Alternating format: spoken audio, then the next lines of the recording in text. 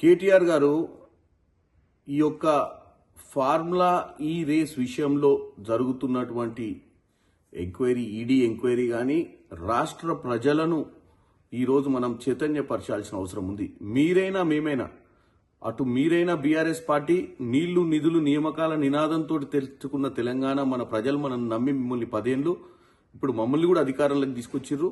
మనం అందరం కూడా బాధ్యతగా వ్యవహరించాల్సిన అవసరం ఉంది. అయితే ఈరోజు ఈ రేస్ విషయంలో ప్రజలకు కూడా కన్ఫ్యూజన్ ఉంది, అసలు ఏం జరిగిందని.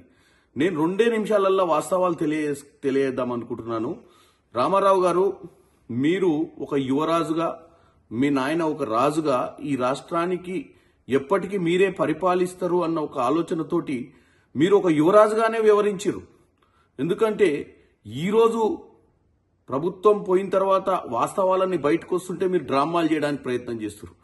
మీరు హైదరాబాద్ నగరాన్ని గ్లోబల్గా ప్రఖ్యాతి చెందాలన్న ఒక ఉద్దేశంతో క్యాబినెట్ మీటింగ్ పెట్టకుంటేనే హైదరాబాద్ నగరం కోసం ప్రపంచంలో తెలంగాణ ఔన్నత్యాన్ని చాటి చెప్పడానికి మీరు ఏదో డబ్బులు ఖర్చు పెట్టినట్టు, ఏదో హెచ్ఎండిఏ ద్వారా 55 కోట్ల రూపాయలు ఏదైతే దుర్వినియోగం చేసిరో ఇది రాష్ట్రం కోసం చేసినట్టు, రాష్ట్రంలో కాంగ్రెస్ పార్టీ ప్రజల్ని తప్పుతో పట్టిస్తున్నట్టు మీరు డ్రామా చేస్తున్నారు. ఇది వాస్తవం కాదు. వాస్తవం ఏందో నేను చెప్తున్నానండి, ఒకటే ముక్కలే చెప్తా. ఈ యొక్క ఫార్ములా ఈ రేస్ కంపెనీ FEO ఫార్ములా ఈ operations company London based company, అంటే లండన్లో ఉన్న కంపెనీ. ఈ కంపెనీతో 2022లో గ్రీన్కో అనే ఒక కంపెనీ కేటీఆర్కి అత్యంత సన్నిహితులు. కేటీఆర్ కోసం ఎలక్ట్రాల్ బాండ్స్ ద్వారా బీఆర్ఎస్ పార్టీకి నిధులు సమకూర్చినటువంటి ఈ మిత్రులు, వీళ్ళు చీకటి మిత్రులు. ఈ మిత్రులకు సంబంధించిన ఫార్ములా నెక్స్ట్ జనరేషన్ అనే ఒక కంపెనీని వీళ్ళు ఫ్లోట్ చేసి, ఈ కంపెనీకి సంబంధించినటువంటి, అంటే ఈ గ్రీన్కోకు సంబంధించినటువంటి ఈ కంపెనీ ఏదైతే ఒప్పందం కుదిరించుకుంది FEO తోటి, ఏమని, హైదరాబాద్ నగరానికి వీళ్ళు ఈ రేస్ని తీసుకురావాలి అన్న ఒప్పందం 90 కోట్ల ఒప్పందం.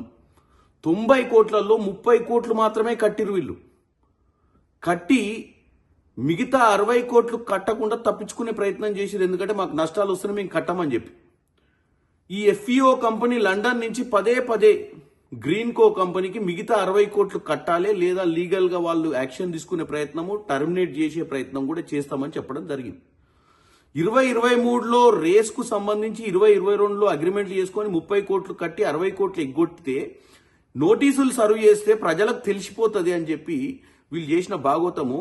వాళ్ళని కాపాడనికే, ఎవరిని, గ్రీన్కో ప్రమోట్ చేసే కంపెనీని కాపాడనికే, నెక్స్ట్ జనరేషన్ కంపెనీ ఏదైతుందో దీన్ని కాపాడనికే కేవలం కేటీ రామారావు గారు హెచ్ఎండిఏ మీటింగులు పెట్టకుండా, హెచ్ఎండిఏకు FEOకు ఏ అగ్రిమెంట్ అక్టోబర్ 30కి అగ్రిమెంట్ అయింది. 30కి అగ్రిమెంట్ అయితే అక్టోబర్ మొదటి వారం నుంచే మనీ ట్రాన్స్ఫర్ చేయడం మొదలుపెట్టారు. మనీ ట్రాన్స్ఫర్ చేసి ఇప్పుడు ఏం చెప్తుర్రు, తెలంగాణలో ఉన్న హైదరాబాద్ నగరానికి ప్రఖ్యాతి కోసం ఈ పని చేసినట్టు. ప్రఖ్యాతి కోసం చేయలే. 60 కోట్ల రూపాయలు గ్రీన్కో సంస్థ కట్టాల్సిన డబ్బుల్ని కాపాడే ప్రయత్నం కేటీఆర్ గారు మన ప్రజల డబ్బుతో ఎటువంటి క్యాబినెట్ మీటింగ్ పెట్టకుండా, ఎటువంటి అప్రూవల్స్ లేకుండా కూడా 55 కోట్లు గ్రీన్కోని కాపాడనీకి పంపించినట్టుగా క్లియర్గా అర్థమవుతుంది మనకు.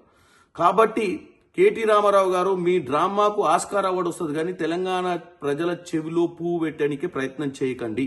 ఇది కేవలం ఒక మిత్రుని కాపాడే ప్రయత్నంలో మీరు ప్రజల సొమ్ముని దుర్వినియోగం చేసినట్టుగా క్లియర్గా కనపడుతుంది. ఇంకా మనం తప్పుతో పట్టియొద్దు. వాస్తవంగా ఈరోజు ఈడీ కానీ సుప్రీంకోర్టు కానీ వాళ్ళు నిజ నిర్ధారణ చేస్తారు. ఈరోజు నేను చెప్పాల్సిన అవసరం ఎందుకు వచ్చిందంటే, ఈ ఎంక్వైరీ నడిచేటప్పుడు కూడా మీరు ఇంకా ప్రజలను తప్పుతో పట్టియొద్దు. ఇంకెన్నెన్ని ఘనకార్యాలు మీరు 10 ఏళ్లలో చేసిరో అన్ని కూడా బయటకు వస్తాయని తెలియజేస్తున్నాను.